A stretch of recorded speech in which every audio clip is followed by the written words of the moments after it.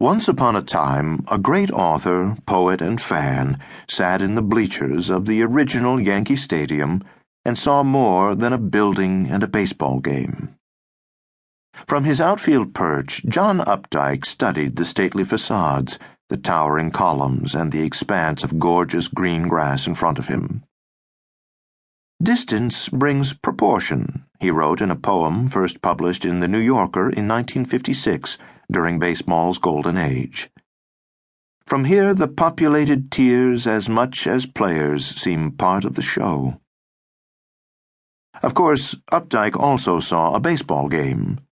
But even as he watched the box score entries come to life before him with an eye that noticed Mickey Mantle's thick-baked neck, he connected to the received history of the game in the older men around him who once had watched Hans, his more famous nickname was Hannes, Wagner, play shortstop with his notoriously large lobster hands.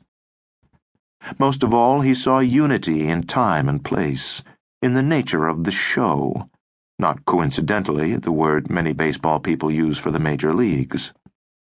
Old and young, past and present, change and constant, building and playing field, all viewed under a Bronx sky, inspired Updike to see the unity in life.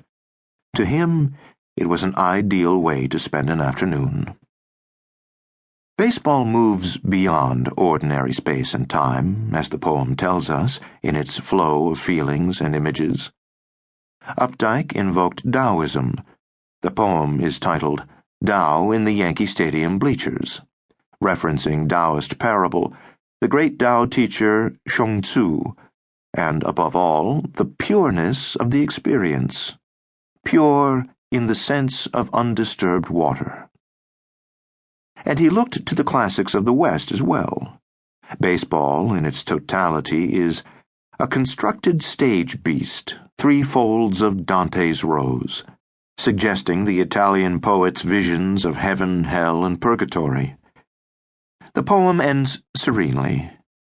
The inner journey seems unjudgeably long when small boys purchase cups of ice and, distant as a paradise, experts, passionate and deft, wait while Bera flies to left.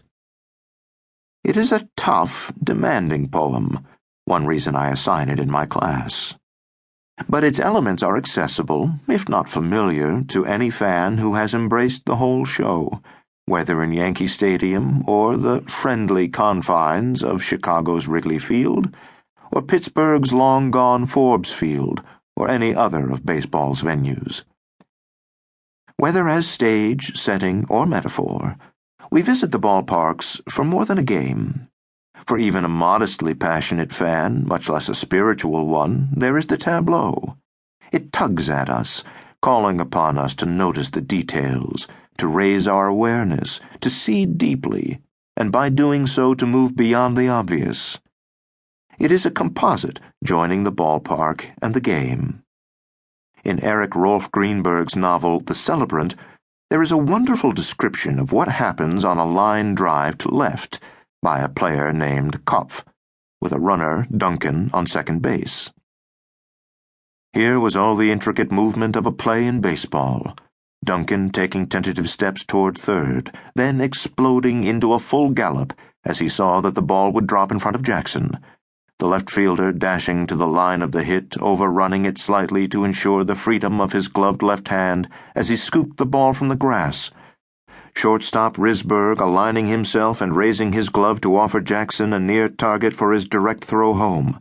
The third baseman to his station, the second baseman to his, and the catcher, Schock, stripping the mask from his head and flinging it far away as Duncan turned third and headed home. And the forgotten portion of the plan, Kopf, the batter, rounding first and making for the extra base that a play at the plate would allow him. So it is that a character in W.P. Kinsella's The Iowa Baseball Confederacy urges his son Gideon and the reader to watch closely the choreography of such plays.